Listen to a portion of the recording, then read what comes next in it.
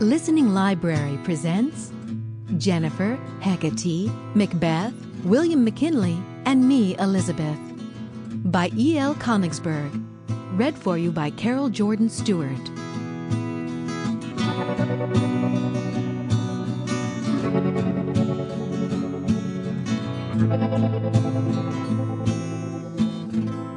Chapter 1.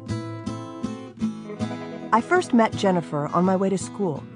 It was Halloween, and she was sitting in a tree. I was going back to school from lunch. This particular lunch hour was only a little different from usual because of Halloween. We were told to dress in costume for the school Halloween parade.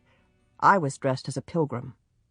I always walked the back road to school, and I always walked alone. We had moved to the apartment house in town in September, just before school started, and I walked alone because I didn't have anyone to walk with. I walked the back way because it passed through a little woods that I liked. Jennifer was sitting in one of the trees in this woods. Our apartment house had grown on a farm about 10 years before. There was still a small farm across the street. It included a big white house, a greenhouse, a caretaker's house, and a pump painted green without a handle. The greenhouse had clean windows. They shone in the sun. I could see only the roof windows from our second-floor apartment. The rest were hidden by trees and shrubs.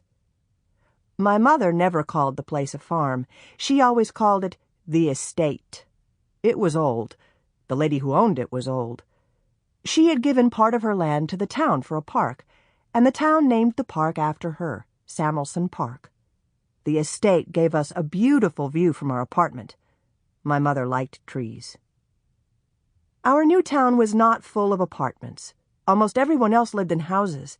There were only 3 apartment buildings as big as ours. All 3 sat on the top of the hill from the train station.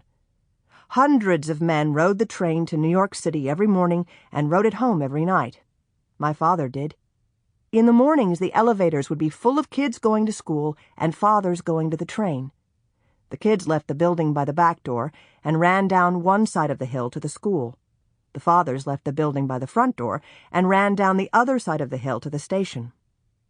Other kids from the apartment chose to walk to school through the little woods. The footsteps of all of them for 10 years had worn away the soil so that the roots of the trees were bare and made steps for walking up and down the steep slope.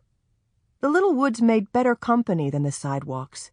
I liked the smells of the trees and the colors of the trees.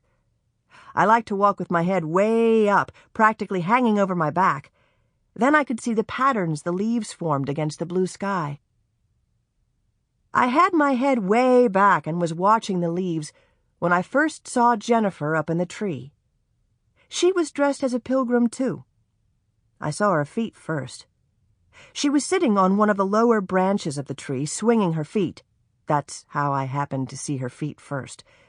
They were just about the boniest feet I had ever seen, swinging right in front of my eyes as if I were sitting in the first row at Cinerama. They wore real pilgrim shoes made of buckles and cracked old leather. The heel part flapped up and down because the shoes were so big that only the toe part could stay attached. Those shoes looked as if they were going to fall off any minute. I grabbed the heel of the shoe and shoved it back onto the heel of that bony foot. Then I wiped my hands on my pilgrim apron and looked up at Jennifer. I didn't know yet that she was Jennifer. She was not smiling, and I was embarrassed. I said in a loud voice, which I hoped would sound stout red, but which came out sounding thin blue, "You're going to lose that shoe." The first thing Jennifer ever said to me was, "Witches never lose anything." "But you're not a witch," I said. "You're a pilgrim. And look, so am I." "I won't argue with you," she said. "Witches convince. They never argue. But I'll tell you this much. Real witches are pilgrims. And just because I don't have on a silly black costume and carry a silly broom and wear a silly black hat doesn't mean that I'm not a witch. I'm a witch all the time, and not just on Halloween." I didn't know what to say.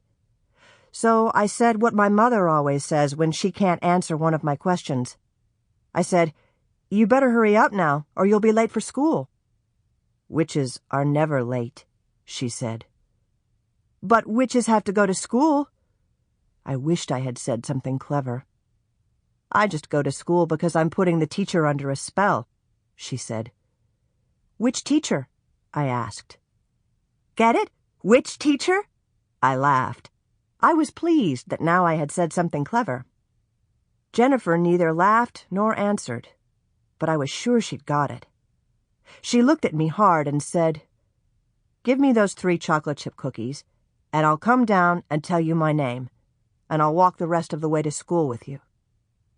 I wasn't particularly hungry for the cookies, but I was hungry for company, so I said, "Okay," and reached out my hand holding the cookies. I wondered how she could tell that they were chocolate chips.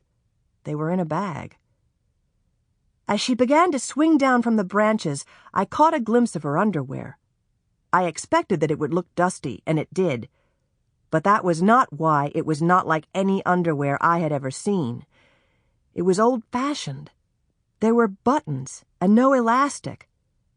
She also had on yards and yards of petticoats. Her pilgrim dress looked older than mine. Much older. Much, much older. Hers looked ancient. Of course, my pilgrim costume was not new either. I had worn it the year before, but then I had been in a different grade in a different school. My cousin had worn the costume before that. I hadn't grown much during the year. My dress was only a little short and only a little tight and only a little scratchy where it was pinned, and it was only absolutely uncomfortable. In other words, my costume was a hand-me-down, but Jennifer's was a genuine antique. After Jennifer touched the ground, I saw that she was taller than I. Everybody was. I was the shortest kid in my class. I was always the shortest kid in my class. She was thin. Skinny is what she really was. She came toward my hand and looked hard at the bag of cookies. "Are you sure you didn't bite any of them?" she demanded. "Sure I'm sure," I said. I was getting mad, but a bargain's a bargain. "Well," she said, taking 1 cookie out of the bag, "my name is Jennifer. Now let's get going." As she said going, she grabbed the bag with the other 2 cookies and started to walk. "Wait up," I yelled. "A bargain's a bargain. Don't you want to know my name?" "I told you, witches are never late, but I can't be responsible for you yet. Elizabeth." She knew my name already. She walked so fast that I was almost convinced that she was a witch. She was practically flying. We got to school just as the tardy bell began to ring. Jennifer's room was a 5th grade just off the corridor near the entrance, and she slipped into her classroom while the bell was still buzzing. My room was 4 doors further down the hall, and I got to my room after the bell had stopped. She had said that witches are never late. Being late felt as uncomfortable as my tight pilgrim dress. No pilgrim had ever suffered as much as I did. Walking to my seat while everyone stared at me was awful. My desk was in the back of the room. It was a long, long walk. The whole class had time to see that I was a blushing pilgrim. I knew that I was ready to cry. The whole class didn't have to know that, too, so I didn't raise my eyes until I was seated and felt sure that they wouldn't leak. When I looked up, I saw that there were 6 pilgrims, 3 other pilgrim girls and 2 pilgrim boys. That's a lot of pilgrims for a class of 20. But none of them could be witches, I thought. After checking over their costumes and shoes, I decided that at least 3 of them had cousins who had been pilgrims the year before. Miss Hazen announced that she would postpone my detention until the next day because of the Halloween parade. Detention was a school rule. If you were late coming to school, you stayed after school that day. The kids called it staying after.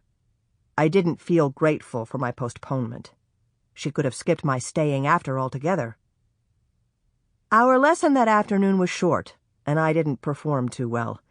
I had to tug on my dress a lot and scratch under my pilgrim hat a lot.